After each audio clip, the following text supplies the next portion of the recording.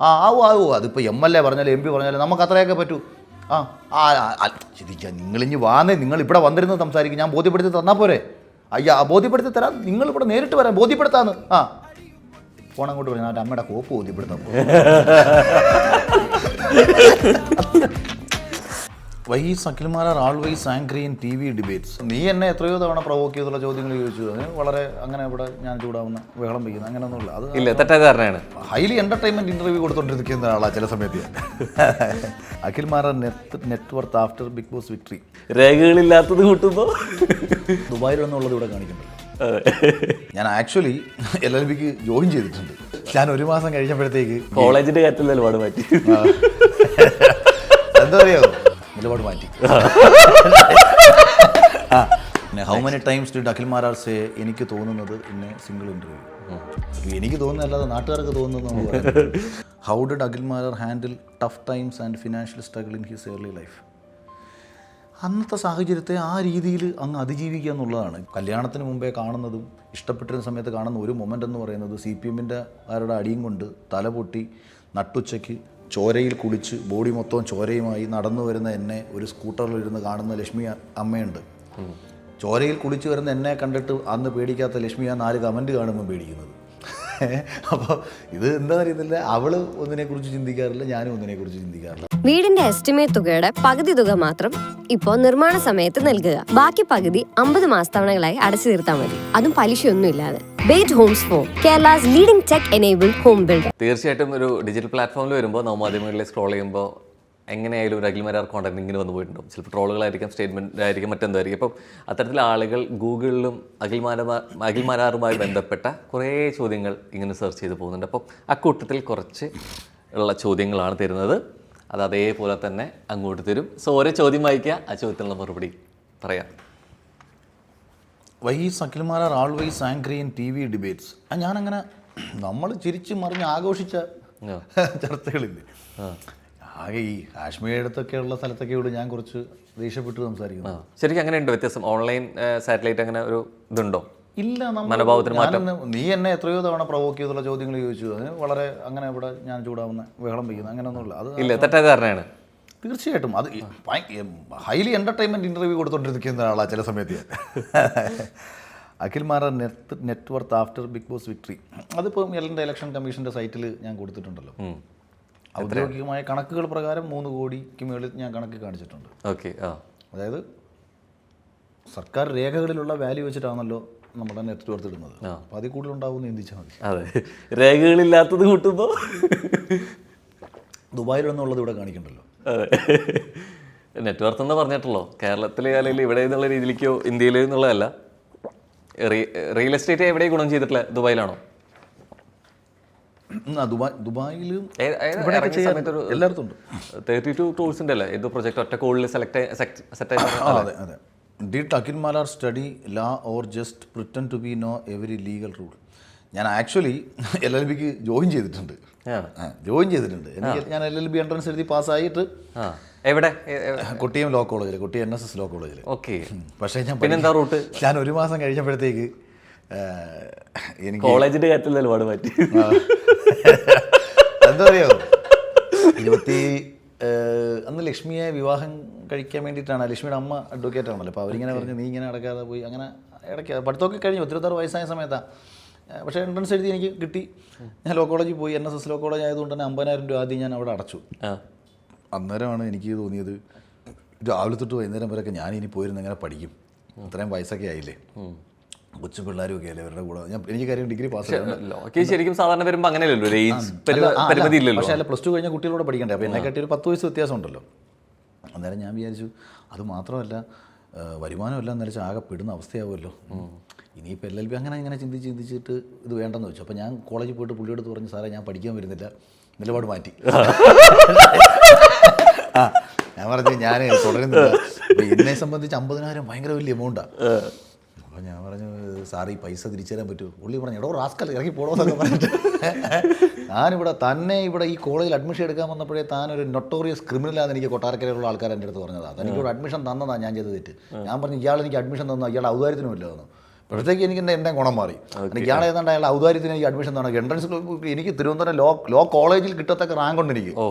ഞാൻ അവിടെ തിരുവനന്തപുരം വരെ പോയി പഠിക്കാനുള്ള ബുദ്ധിമുട്ട് കാരണം കൊട്ടിയത്തായതുകൊണ്ട് എനിക്ക് കൊട്ടാരത്തിൽ നിന്ന് പോയിട്ട് വരാമല്ലോ എന്ന് ഇതിട്ട് അവിടെ പോയി ചേർന്നത്. എനിക്കൊരു പ്രൈവറ്റ് ഇൻസ്റ്റിറ്റ്യൂട്ടിൽ പോകേണ്ട കാര്യമില്ല. എനിക്ക് ലോ കോളേജിൽ ചേരാനുള്ള റാങ്ക് ലിസ്റ്റിൽ ഞാൻ പറഞ്ഞേ ഇയാളുടെ ഒരു മാങ്ങാത്തൊലിയും കൊണ്ട് കിട്ടിയ അഡ്മിഷൻ ഒന്നും അല്ല ഇത് ഞാൻ എഴുതി കിട്ടിയോണ്ട് കിട്ടിയതാണ്. പിന്നെ ഇയാൾക്ക് പൈസ തരാൻ പറ്റത്തില്ല, മേടിക്കാൻ എനിക്കറിയാമെന്നൊക്കെ പറഞ്ഞ് ഞാൻ ഇറങ്ങി പൈസ മേടിക്കണമല്ലോ. ഇത് ഭയങ്കര കഥ. ഇപ്പോൾ അടുത്ത സമയത്ത് ഗണേഷ് കുമാർ സുമാരൻ നേരെ കാണാൻ പോയ കഥയുണ്ട്. ഞാൻ കാണാൻ പോയി.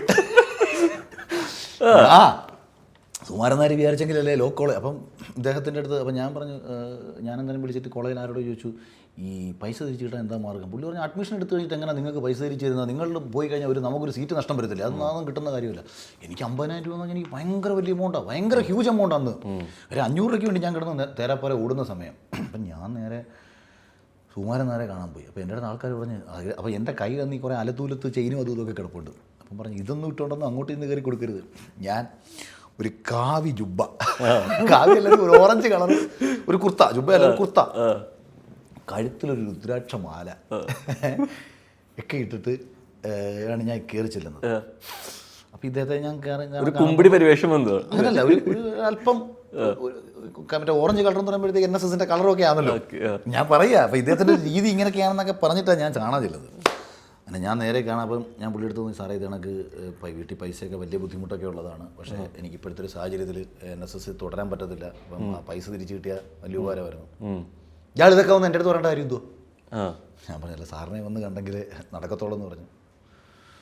ഞാൻ പറഞ്ഞല്ല ജീവിത സാഹചര്യം ഇങ്ങനെയൊക്കെയാണ്. അപ്പം പുള്ളി ഗണേശേട്ടൻ പറഞ്ഞു പുള്ളി ഇങ്ങനെ കുനിഞ്ഞായിരിക്കുന്നു, പോയി ഒരു ഇത് വന്നു എന്ന് പറയാതെ അതൊരു വെള്ള പേപ്പറിനകത്ത് എഴുതി കൊണ്ടുപോവാ. ഞാൻ എഴുതി. എൻ്റെ എഴുത്ത് ഭയങ്കര സിനിമാറ്റിക് ഡ്രാമാറ്റിക് ആയിട്ടുള്ള എഴുത്തുമായിരുന്നു. അപ്പം ഞാനിത് ചെന്നു ഇദ്ദേഹത്തിനെ കൊണ്ട് കൊടുത്തു. അപ്പം ഇദ്ദേഹം അപ്പോൾ എഴുത്തിനകത്ത് ഭയങ്കര ഒരു ഭംഗിയുണ്ട്. അപ്പം ഇദ്ദേഹം ഒരു തവണ ഇത് വായിച്ചു, 2 തവണ ഇത് വായിച്ചു, റിപ്പീറ്റ് പുള്ളി ഇത് വായിച്ചു. അപ്പോൾ അതുവരെ അപ്പം ഇച്ചിരി ഹാഷായിട്ടൊക്കെ സംസാരിച്ച ആളാണ്. എൻ്റെ അടുത്ത് പറഞ്ഞു. അപ്പോൾ ഇങ്ങനെ കാര്യം പറഞ്ഞുകൊണ്ടിരുന്നപ്പോൾ ഉണ്ടല്ലോ പുള്ളിക്കൊരു ഫോൺ വന്നു. അപ്പം സാധാ ഒരു കീപാഡ് ഫോണാണ്. എടുത്തിട്ട് ഓ കൊടുത്തു. ഇയാൾക്കിപ്പോൾ എന്താ വേണം? കൊടുക്കാനുള്ള കാര്യങ്ങളൊക്കെ ഇയാൾ എന്നെ പഠിപ്പിക്കാനും നിൽക്കരുത് കേട്ടോ, ഇയാൾ എന്നെ പഠിപ്പിക്കാനും നിൽക്കരുത്. NSS അങ്ങനെയൊക്കെ തന്നെ, അങ്ങനെ അതൊന്നും പറഞ്ഞാൽ പറ്റത്തില്ല. അതങ്ങനെ ഈ മറ്റു ജാതി സംഘടനകളും മറ്റു മതക്കാരും അങ്ങനെ ഒന്നും നോക്കി NSSന് നിലപാടൊന്നും എടുക്കാൻ പറ്റത്തില്ല. NSSൻ്റെ നിലപാട് എല്ലാവരുമായിട്ട് ചേർന്ന് പോകുക എന്നുള്ളതാണ്. അതിപ്പോൾ MLA പറഞ്ഞാലും MP പറഞ്ഞാലും നമുക്ക് അത്രയൊക്കെ പറ്റൂ. ശരിക്കും നിങ്ങളിഞ്ഞ് വാന്നേ, നിങ്ങൾ ഇവിടെ വന്നിരുന്ന് സംസാരിക്കും, ഞാൻ ബോധ്യപ്പെടുത്തി തന്നാൽ പോരെ? ബോധ്യപ്പെടുത്തി തരാം, നിങ്ങളിവിടെ നേരിട്ട് വരാം, ബോധ്യപ്പെടുത്താന്ന്. ഫോൺ അങ്ങോട്ട് പറഞ്ഞു അവൻ്റെ അമ്മയുടെ കോപ്പ് ബോധ്യപ്പെടുത്താൻ പോകും. ഞാൻ ഉടക്കിയ എൻ്റെ അമ്മയുടെ കോപ്പ് ബോധ്യപ്പെടുത്താൻ പോകുന്നുണ്ട്. ഇയാൾക്ക് എന്തോ ആവശ്യം? ഞാൻ പറഞ്ഞു സാറേ മറ്റേ അഡ്മിഷൻ മറ്റന്നാൾ, ഇന്ന് ബുധൻ, വ്യാഴം, വെള്ളിയാഴ്ച പോയി പൈസ മേടിച്ചോ കേട്ടോ. അപ്പം ഞാൻ പെട്ടെന്ന് അല്ല അന്ന് കോളേജിൽ നിന്ന് പറഞ്ഞ് മറ്റേ ഇവിടുത്തെ ലോ സെക്രട്ടറിയുടെ കയ്യിൽ നിന്ന് കത്ത് മേടിച്ചുകൊണ്ട് ചെന്നെങ്കിൽ എഡ്യൂക്കേഷണൽ സെക്രട്ടറിയുടെ കയ്യിൽ നിന്ന് കത്ത് മേടിച്ചുകൊണ്ട് ചെന്നെങ്കിലേ പറ്റത്തുള്ളൂ എന്ന് പറഞ്ഞു. കത്ത് കൊടുക്കണോ മെസ്സേജ് അയക്കണോ എന്നൊക്കെ അവനല്ല തീരുമാനിക്കുന്നത്, ഇവിടെ ഞാനവിടെ ചെന്നപ്പോൾ പ്രിൻസിപ്പൾ ആ പരിസരത്തില്ല. കാര്യം നാണം കിട്ടില്ലേ, ഞാനാരാ പോൻ സുമാരന്മാരെ ചാക്കിട്ട് എന്നമ്മേരെ ഞാൻ മേടിച്ചു ചെക്കരുതി വെച്ചിട്ടുണ്ടായിരുന്നു. പുള്ളി പ്രിൻസിപ്പൾ അവിടെ ഒന്നുമില്ല. പ്രിൻസിപ്പൾ എന്താ കാരണം ഞാൻ എന്നെ ചീത്ത റാസ്കൽ നൊട്ടോറിയസ് ക്രിമിനൽ എന്നൊക്കെ വിളിച്ചേരുന്നു. ഞാനവിടെ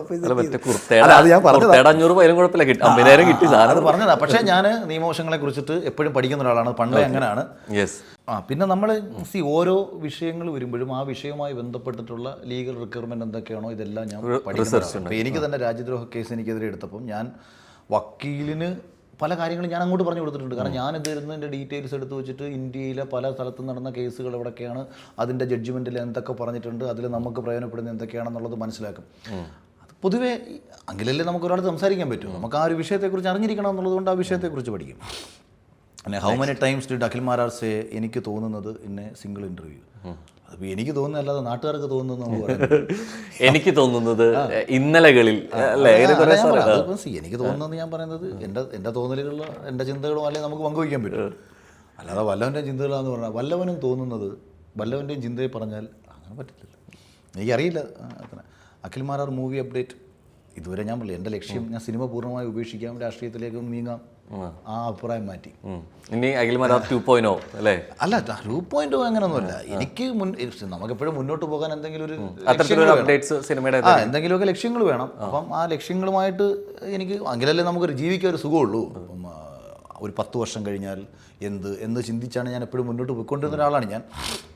തൽക്കാലം 10 വർഷം എന്നുള്ളത് ഇനി ഒരു 2 വർഷത്തേക്ക് എന്താ ചെയ്യാൻ പറ്റുക, അതുമായിട്ട് ബന്ധപ്പെട്ട് എന്താ എന്നുള്ള ഒരു തീരുമാനം. അത്തരത്തിലൊരു അപ്ഡേറ്റ്സ് ഏതാ മൂവിയുടെ? പടം ഡയറക്ഷൻ എഴുതി തന്നെ ഒരു സ്ക്രിപ്റ്റും മേ ബി സിനിമയാവും, ഒരു പടം ഡയറക്ഷൻ ചെയ്യണം. പക്ഷേ കാസ്റ്റിംഗ് അത് ഒരു പടത്തിൽ ആക്ച്വലി പുതിയ ആൾക്കാരാണ് നല്ലത്. കാരണം ആ പടത്തിൽ നായകനില്ല, വില്ലൻ മാത്രമാണ്. ഓക്കെ. നായകൻ എന്ന് പറയുന്ന കൺസെപ്റ്റേ ഇല്ല, ഉള്ളി വില്ലൻ. പടം കഴിയുമ്പോൾ പ്രേക്ഷകർക്ക് അവർ നായകരായിട്ട് ഫീൽ ചെയ്യത്തക്ക രീതിയിലുള്ള ഒരു എൻഡ് ആയതുകൊണ്ട് തന്നെ ഒരു ത്രൂ ഔട്ട് വില്ലൻ്റെ സബ്ജക്റ്റ് ആയിരിക്കും അത്. അപ്പം നായകൻ തന്നെ അവസാനമായിട്ട് അങ്ങനെ ഫീൽ ചെയ്യിക്കുന്നുണ്ടെങ്കിൽ അല്ല, കഥ സിനിമയിൽ നായകരില്ല. പക്ഷെ പ്രേക്ഷകർക്ക് നിങ്ങൾക്ക് എങ്ങനെ വേണമെങ്കിലും എടുക്കാം. പ്രേക്ഷകരായി മാറണം അതിൻ്റെ നായകൻ എന്നുള്ള ഒരു ടൈപ്പ് ഓഫ് ഒരു കൺസെപ്റ്റിൽ ഒരു സബ്ജക്റ്റ് ചെയ്ത് വെച്ചിട്ടുണ്ട്. അതൊന്ന് വർക്കൗട്ട് ചെയ്യണം.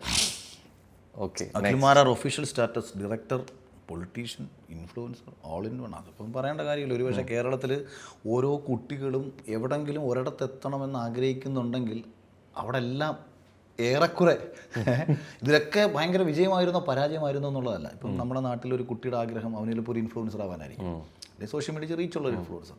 ഞാൻ അവിടെ എന്നേ എത്തിക്കഴിഞ്ഞു. വേറൊരാളുടെ ആഗ്രഹം ഒരു സിനിമയിൽ ഒരു റൈറ്റർ ആവണമെന്നുള്ളതായിരിക്കും. ഞാൻ അവിടെയും റൈറ്റർ ആയിട്ടുണ്ട്. അതായത് ഞാൻ മരിച്ചു കഴിഞ്ഞാൽ അതിൻ്റെ ബ്രാക്കറ്റിൽ എഴുതാൻ പറ്റത്തക്ക ചിത്രങ്ങളൊക്കെ അല്ലെങ്കിൽ ഒരു തലക്കെട്ടുകൾ നോക്കിക്കഴിഞ്ഞാൽ സിനിമയിൽ എഴുത്തുകാരനായിട്ടുണ്ട്, സിനിമയിൽ സംവിധായകനായിട്ടുണ്ട്, സിനിമയിൽ ഒരു നടനായിട്ടുണ്ട്. ഇൻഫ്ലുവൻസർ ആണെങ്കിൽ ഇൻഫ്ലുവൻസർ. ആ പദത്തോട് എനിക്ക് വലിയ യോജിപ്പൊന്നുമില്ല. ദൗർഭാഗ്യവശാൽ നമ്മുടെ മോശം ആരെയും ഇൻഫ്ലുവൻസ് ചെയ്യാതിരിക്കട്ടെ. പിന്നെ CCL കളിക്കണമെന്നുള്ളത് എൻ്റെ വലിയ ആഗ്രഹമായിരുന്നു. അങ്ങനെ നോക്കിയാൽ ഞാൻ CCL കളിച്ചിട്ടുണ്ട്. പിന്നെ പൊളിറ്റീഷ്യൻ എന്ന് പറയുന്നത് ഒരു നിയമസഭയിലേക്ക് മത്സരിക്കാൻ കഴിഞ്ഞു എന്നുള്ള നിലയിൽ അവിടെയും നമുക്ക് എത്തിപ്പെടാൻ പറ്റിയിട്ടുണ്ട്. അങ്ങനെ പലരെയും ആഗ്രഹിക്കുന്ന പല മേഖലകളിലെയും അറ്റവും മൂലയുമെങ്കിലും TV റിയാലിറ്റി ഷോ വിന്നറായിട്ടുണ്ട്. ചിലർക്ക് ബിഗ് ബോസ് കണ്ടസ്റ്റൻ്റ് ആവാനായിരിക്കും ആഗ്രഹം, നമ്മളതിൻ്റെ വിന്നറായി മാറിയിട്ടുണ്ട്. അങ്ങനെ പല മേഖല, ഇപ്പോൾ ചാനൽ ചർച്ചകളിൽ ഒരുപാട് ചർച്ചകളിൽ ഭാഗമായിട്ടുള്ള ഒരു പൊളിറ്റിക്കൽ ഡിബേറ്ററായിട്ട് ഇരുന്നിട്ടുണ്ട്. അങ്ങനെ പല മേഖലകളിലേക്കൊക്കെ ചെന്ന് നിന്ന് തല കാണിച്ചിട്ട് പോകാൻ പറ്റിയിട്ടുണ്ട്.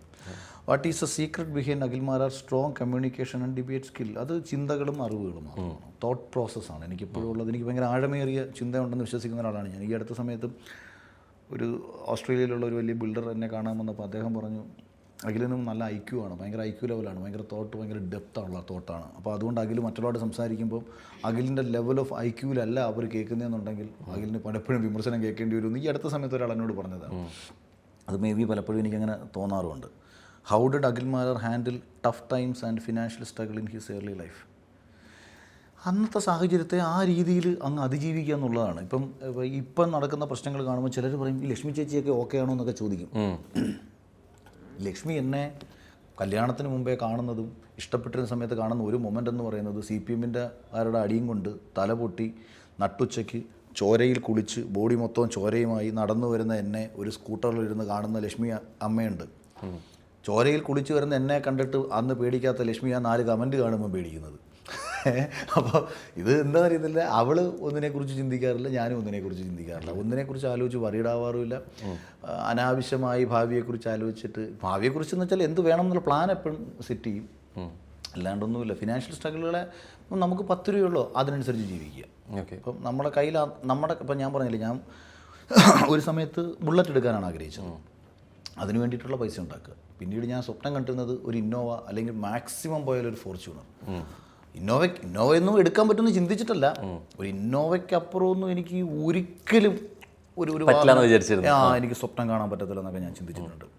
ഈവൻ ബിഗ് ബോസിൽ നിൽക്കുന്ന സമയത്തും ജയിക്കും എന്നുള്ള കാര്യത്തിൽ എനിക്ക് സംശയമൊന്നുമില്ല. കാര്യം എൻ്റെ ഓപ്പോസിറ്റ് നിൽക്കുന്ന ആരെക്കാട്ടി ഞാനാണ് ബെറ്റർ എന്നുള്ള ചിന്തയിൽ ആണ് ഹൗസിൽ നിൽക്കുന്നത്. പക്ഷേ പരാജയപ്പെടും. എവിടെയാണ് ആ ചിന്ത വരുന്നതെന്നറിയോ? 50 ലക്ഷം കാറും അത് കിട്ടത്തില്ല. കാര്യം ഒരു ഗതിയും പരഗതി ഇല്ലാത്ത എനിക്ക് 50 ലക്ഷമൊന്നും ചിന്തിക്കാൻ പോലും പറ്റുന്നില്ല. അതുകൊണ്ട് 50 ലക്ഷം എനിക്ക് അക്കൗണ്ടിൽ ഒറ്റയടിക്ക് ക്രെഡിറ്റ് ആകും. ദൈവമേ, അതുകൊണ്ട് ഞാൻ തോറ്റുപോകും.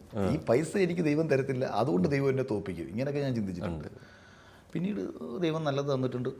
പിന്നെ എപ്പോഴും ലോകം ശ്രദ്ധിച്ചാൽ മനസ്സിലാവും, സമൂഹം ഇനി എന്തൊക്കെ എവിടൊക്കെ ഇരുന്ന് എത്രയൊക്കെ ആക്രമിച്ചെന്ന് പറഞ്ഞാലും എൻ്റെ ജീവിതത്തിൽ നല്ലത് സംഭവിച്ചുകൊണ്ടിരിക്കുന്നത് കേരളം എന്ന ഈ ബിഗ് ബോസിൽ നടക്കുന്ന ആക്ടിവിറ്റി എല്ലാം പുറത്തിരുന്ന് കാണുന്ന ദൈവം ഉണ്ടല്ലോ, അറ്റവും മൂലയും കട്ട് ചെയ്തെടുത്ത് പ്രചരിപ്പിക്കുന്ന ആളെ അല്ലല്ലോ പുള്ളി കാണുന്നത്, മൊത്തം കാണുന്നുണ്ടല്ലോ. എൻ്റെ 24 മണിക്കൂറും അങ്ങേര് കാണുന്നുണ്ടല്ലോ, മറ്റുള്ളവർ എന്നോട് ചെയ്യുന്നതും എന്താണ് പ്രചരിക്കപ്പെടുന്നതെന്ന് കാണുന്നുണ്ടല്ലോ. അതുകൊണ്ട് അയാൾ എനിക്ക് വോട്ട് ചെയ്തുകൊണ്ടിരിക്കുകയാണ്. ആ വോട്ട് ഇവിടെ പല നേട്ടങ്ങൾ കൊണ്ട് വിജയമായി മാറും. അതുകൊണ്ട് എനിക്ക് ഒരു പ്രശ്നമില്ല, ഞാൻ വളരെ കോൺഫിഡൻ്റ് ആണ്. എനിക്ക് അങ്ങനെ തന്നെ സാമ്പത്തിക ബാധ്യതകളോ മറ്റ് മാനസിക വിഷമങ്ങളോ ഒന്നുമില്ല. ആകെ എനിക്ക് തോന്നിയൊരു വിഷമം, എനിക്ക് ഈശ്വരൻ നൽകിയ ചില കാര്യങ്ങൾ, ചില കഴിവുകൾ എനിക്ക് നാടിനു വേണ്ടി പ്രയോജനപ്പെടുത്താൻ കഴിയാതെ പോയല്ലോ, അല്ലെങ്കിൽ ജനത്തിന് എന്നെ അനാവശ്യമായ അതൊരു പക്ഷേ ഭയം കൊണ്ടുകൂടി ആവാം കേട്ടോ. അതുകൊണ്ട് അതൊരു ഘടകമാണ്. കാരണം നമ്മൾ മിണ്ടാതിരിക്കണം, ഞാൻ നിശബ്ദനാകണം എന്നുള്ളത് മറ്റുള്ളവരുടെ ആവശ്യമായിട്ട് മാറും. ഏറ്റവും ഒടുവിൽ ചോദിച്ചോട്ടെ, അഖിൽ മാരാർ ഒറ്റയ്ക്ക് ഒരു പാർട്ടി ഉണ്ടാക്കുമോ? അങ്ങനെയൊക്കെ നമ്മൾ ചിന്തിക്കുകയൊക്കെ ചെയ്യും. പക്ഷേ ഒരു കേരളത്തിൻ്റെ സാഹചര്യത്തിൽ അതൊരു പ്രാക്ടിക്കൽ പോസിബിലിറ്റി ഒന്നുമല്ല. പിന്നെ നമ്മളെപ്പോലെ DMK ഒക്കെ ഉണ്ടാകുന്ന സമയത്ത് TVK ഒന്നും സാധ്യമല്ല എന്ന് പറയുന്നിടത്ത് വന്നൊരു ഇത് ഒരു സ്റ്റേറ്റ് തന്നെ ഭരിക്കാൻ പറ്റുന്നിടത്ത് 1000-2000 കോടി ആസ്തിയുള്ള ഒരു സിനിമാ നടനെ അല്ലെങ്കിൽ ഒരു വലിയൊരു താരത്തെ, വലിയ ആരാധകരുള്ള ഒരു മനുഷ്യനെ സംബന്ധിച്ച് ഒരു റിസ്ക് വേണമെങ്കിൽ ഒരു 500 കോടിക്ക് വരെ എടുക്കാം. കാര്യം തൻ്റെ സമ്പാദ്യത്തിൽ നിന്ന് ഒരു 500 കോടി മാറ്റി വെച്ചിട്ട് ആ 500 കോടി കൊണ്ട് എനിക്ക് ഈ പറയുന്ന എൻ്റെ സംവിധാനത്തെ കൈ കൊണ്ടുവരാൻ പറ്റുമെന്നുണ്ടെങ്കിൽ അത്ര റിസ്ക് എടുത്താൽ പിന്നെ കാര്യം പുള്ളിക്കൊരു സിനിമ ലെവലിൽ 200 കോടി കിട്ടുന്ന ആളാണ്. ആ ലെവലിലേക്കൊന്നും നമ്മൾ ആ ലെവൽ പോയിട്ട് അതിൻ്റെ 100 ഒരു ലെവലിൽ പോലും നമ്മൾ വളർന്നിട്ടില്ല. പിന്നെ കേരളത്തിൻ്റെ ചിന്തകളും തമിഴ്നാട് രാഷ്ട്രീയം പോലെ അല്ല. ഇവിടെ അങ്ങനെയുള്ള താരാരാധനയൊന്നും ഇവിടെ ആർക്കും ഇല്ല, ആരോടും ഇല്ല. പക്ഷേ എന്നെപ്പോലെ ചിന്തിക്കുന്ന ഒരു 140 ചെറുപ്പക്കാർ 140 നിയോജക മണ്ഡലങ്ങളിലുണ്ടെങ്കിൽ അവർക്ക് എന്തെങ്കിലുമൊക്കെ ചെയ്യാൻ പറ്റുമെങ്കിൽ നമുക്ക് അങ്ങനെ ഒരുമിച്ച്, അതായത് ഒരേ ആശയങ്ങൾ കൊണ്ടും മുന്നോട്ട്, അവിടെ അഭിപ്രായ വ്യത്യാസങ്ങളൊന്നും ഉണ്ടാവാൻ പാടില്ല. ലക്ഷ്യം, ഇൻറ്റൻഷൻ ഒന്നായിരിക്കണം. ഇൻറ്റൻഷൻ ക്ലിയർ ആയിരിക്കണം. ഇൻറ്റൻഷൻ പാളിപ്പോയാൽ പോയി. മാർഗമോ ഡയലോഗ്സോ ഇതൊന്നും ഒരു പ്രശ്നമേ ഉള്ള കാര്യമല്ല. ഇതൊന്നും ആരെയും ബാധിക്കുന്ന കാര്യങ്ങളല്ല. അൾട്ടിമേറ്റ്ലി ഒരാളുടെ ഇൻറ്റൻഷനാണ് ഇതിനെല്ലാം ബാധിക്കുന്നത്. അതാണ് ഞാൻ പണ്ടും പറയുന്നത്. ഇപ്പോൾ ചാരിറ്റി ചെയ്യുന്ന ഒരുവൻ്റെ റിയൽ ഇൻറ്റൻഷൻ മാർക്കറ്റിംഗ് ആണ്. അപ്പം അവിടെ ചാരിറ്റി ശുദ്ധീകരിക്കപ്പെടുന്നതല്ല.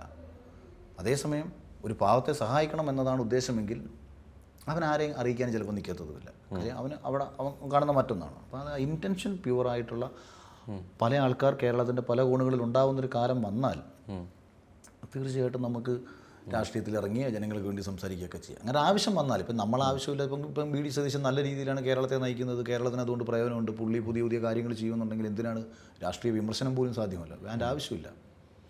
തെറ്റ് വരുമ്പോൾ മാത്രം നമുക്ക് ഇടപെട്ടാൽ മതിയല്ലോ.